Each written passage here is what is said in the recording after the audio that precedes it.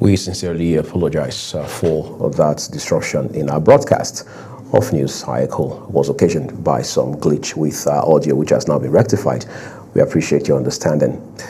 Let's return to the news now. In a renewed effort to tackle rising security threats across Nigeria's campuses, the Tertiary Education Trust Fund, TETFund, in partnership with Bacchus Guard, has convened a two-day national workshop which is aimed at developing a comprehensive security master plan for tertiary institutions.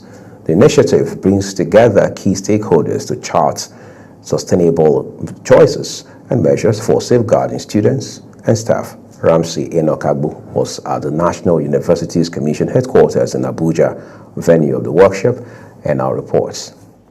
The two-day workshop brought together security experts, university administrators, government representatives, and technology providers to address what organizers describe as an urgent national priority. Chairman, Board of Trustee, TETFund, Bello Masari, while declaring the workshop open, says campus security is a shared responsibility. This banditry will not flourish.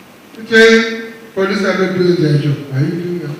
Military are not doing. Are you doing your job? The people living in those isolated places in forests and things, they feed, they clothe. How do they do it? Without the active connivance of the locality surrounding them?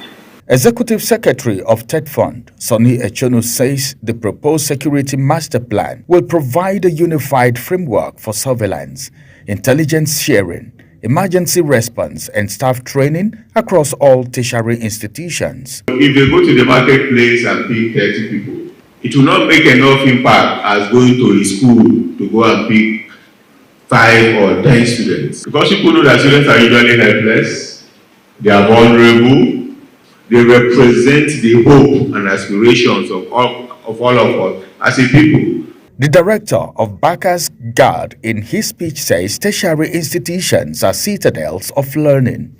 Therefore, students and instructors need a rest of mind. It's only in the campus you will find everybody. You have even some security personnel living on campus. Police, soldiers, SSS and all this. Participants at the workshop expressed optimism that once adopted, the master plan will help strengthen campus safety. Well, at the end of this workshop, we expect to have a strategic plans that will make our institution have a better improved security arrangement. This is a wake-up call for us to do better than before. In fact, personally, I've taken note of certain reforms. Taking it down and implementing it in our various institutions, it will help to bring down the security challenges and insecurity in most tertiary institutions. Due to the high rate of security situation in the country, the Tertiary Education Trust Fund, in collaboration with Bacchus Guard, have put together a workshop to train and intimate stakeholders on how they can put up surveillance as it has to do with security situations in various tertiary institutions around the country. Ramsey Enoch Agbo reporting for Global TV News. We are grateful for your reporting, Ramsey. The federal government has launched a nationwide drive to sensitize Nigerians on the whistleblowing policy. Permanent Secretary, Federal Ministry of Finance, Raymond Omach, says the one-day program urges citizens to speak up, report financial wrongdoing, and help recover stolen public funds to strengthen the fight against corruption across the nation. Our Benue State correspondent Felicity Ndere reports that the exercise is expected to position the state as a leading example of transparency and accountability. The sensitization program themed Assessment of Whistleblowing Policy Implementation in Nigeria. The journey so far focused on educating citizens about the importance of reporting financial wrongdoing promptly.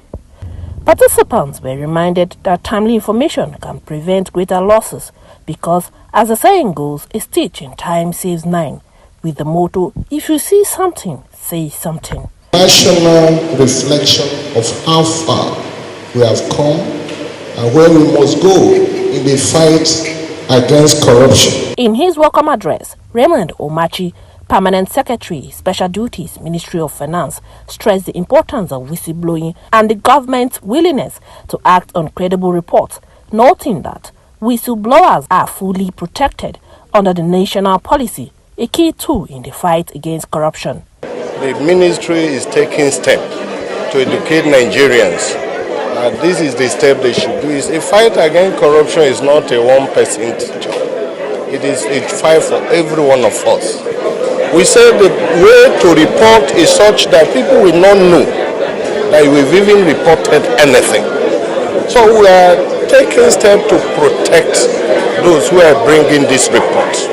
Representing Governor Hyacinth Alia, the Commissioner for Finance said the workshop aims to boost citizens' involvement in reporting financial malpractice, stressing that the fight against corruption is a collective civil responsibility. Government money is not personal emolument. Your emolument is what you're paid. Imagine if you knew that others were watching you and this matter could be reported, whatever you're into could be reported anonymously, and that you could be held to account for your actions. It will reduce the level of graft in our system. It is okay to protect the whistleblower. The whistleblower should also note that it is an offense to maliciously send out a report that is wrong. Adopted by the Federal Executive Council in December 2016, the whistleblowing policy combats corruption by detecting fraud, preventing financial leakages, and promoting accountability. Whistleblowers receive 2.5% to 5% of what was recovered, and incentives consistent recognition is key to encouraging reports of corrupt practices. In Makurdi, Felicity Ndere, reporting for Global Television News. The crisis rocking the People's Democratic Party has deepened as the faction aligned with Minister of the Federal Capital Territory, Nyesom Wike, has announced plans to conduct state congresses and a national convention to elect new party officials.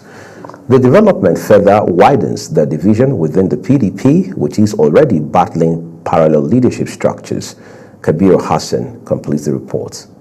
The factional board of trustees met at the Lifecam residence of the FCT minister, where its chairman, Mao Ohabunwa, outlined a roadmap to restructure the party from the state level up to national leadership. Ohabunwa stated that the faction is already constituting caretaker committees in states affected by internal dispute, ahead of fresh congress and a national convention expected to produce new officials. He explained that the move is aimed at restoring fairness, strengthening internal party structure, and rebuilding confidence in the PDP's democratic process. Like I said, we're also making meaningful progress in organizing affected states, including the constitution of credible caretaker committees to prepare the ground for transparent congresses and subsequent convention process.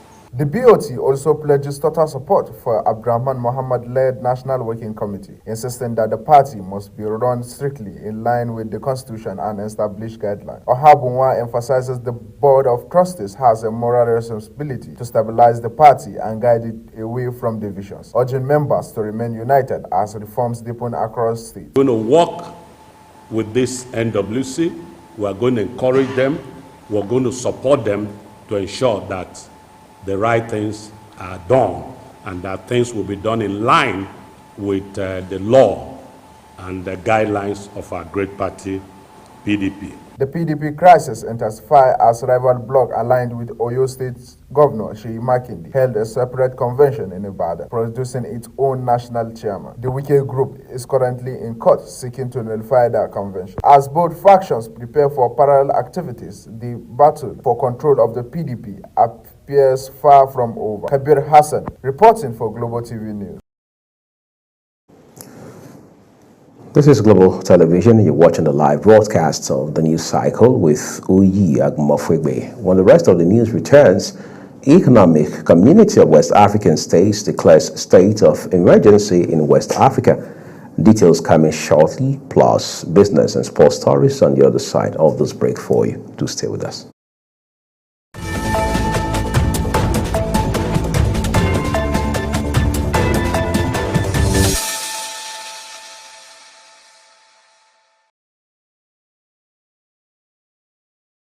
Part of this news broadcast now returns with business, where the Central Bank of Nigeria, CBN, has confirmed that only 82 Bureau de Change operators currently hold valid licenses to operate in the country. The disclosure was made in a statement by the bank's spokesperson, Hakama Sidi Ali.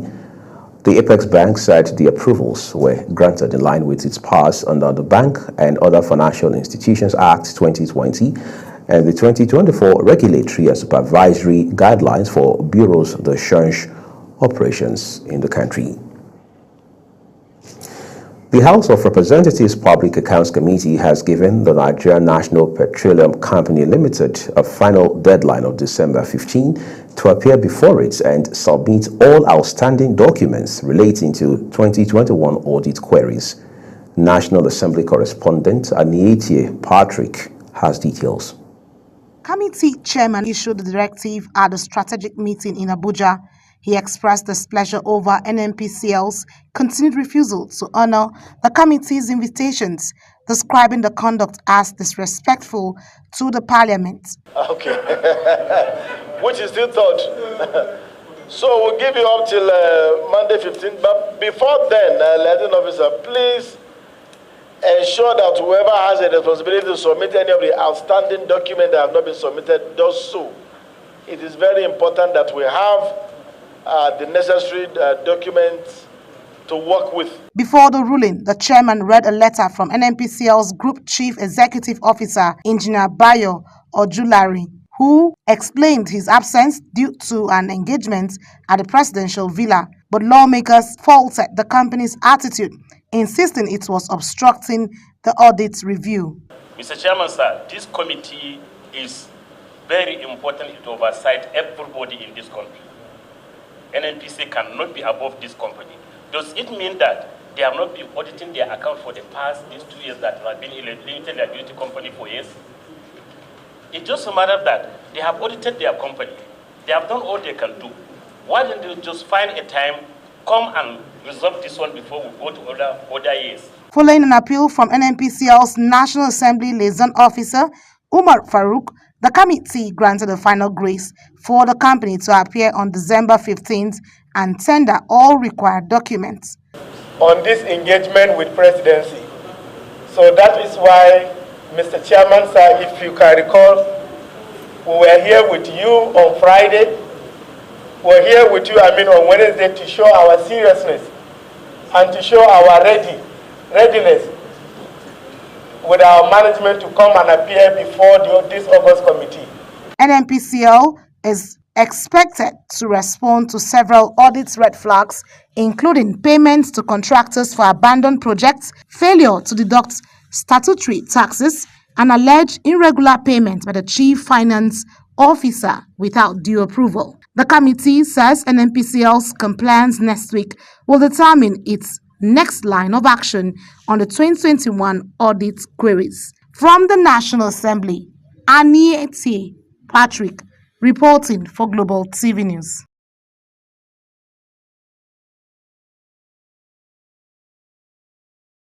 Football in Abuja, as Hubble Angels Academy were crowned champions of the 2025 Hard Game Girls Football Tournament, a rapidly growing platform shaping the future of the girl child in sports. Again, Aniete Patrick completes the story. Area 3 pitch in Abuja erupted in celebration as Hubble Angels Academy dethroned defending champions Fosla Academy with a dominant 2-0 victory, sealing their place as the new queens of her Game 2025 tournament. This year's edition marked a major leap, expanding from an FCT-only contest to a fully North Central regional event with 16 teams, a sign of the tournament's rising influence. Hubble's breakthrough came in the first half through Agatha John before star striker Lillian Odide caught in a brilliant free kick to put the results beyond doubt. Foster nearly found their way back, but Queen Joseph's penalty struck the crossbar. In the third place match, Silk Paragons of Jos edged Generation Next to claim bronze and a 100,000 prize. Fosler earned 150,000 while Hovell Angels smiled home with 250,000 as champions. I was really happy. I didn't expect that I'm going to come up with this trophy. Yes, ma, and I pray that God will continue to help us with the female footballers. For Fosler's captain, the loss was painful, especially after beating Hovell in their opening game. Well, I will first of all thank God for the privilege given unto us, and then to my team. I'm seeing my team in a place that I see my team in national teams. Yes, I see my teammates in national teams. One has represented us already in Morocco World Cup, and I see more going to clubs and all of that. Yeah. Individual brilliance also lit up the tournament. Fosler's Habila Patricia was named most valuable player, while Hovell's Lillian Odide picked the goal both. Silks Paragon goalkeeper Flora Williams shone brightly as best goalkeeper. And I want to thank my coach also for the practice, the encouragement he has been giving us throughout this tournament. We just want to say thank you to our coach. Yeah. Beyond the medals, organizers say the real victory is a life-changing impact on the girls. I would like to say that this is very commendable, because if women can be heard, can be given spaces to showcase their talents, their abilities, it will go a long way. Football has changed our life. How football bring other girls from crime, from social vices. The event drew top dignitaries from the chairman of the House Committee on Sports, who supported the tournament with a sum of 1 million naira, to football administrators, all united in support of women's football. Anieti Patrick, reporting for Global TV News. Thank you so very much, Anieti. And that's it on Global TV News Cycle. A quick reminder that we are on the DSTV channel 365 and Star Times channel 276. Kindly follow us across all social media platforms now showing on your screen, including at Global TVNG. I am Uyi Agumofwegbe. Thank you so very much for watching. Bye-bye.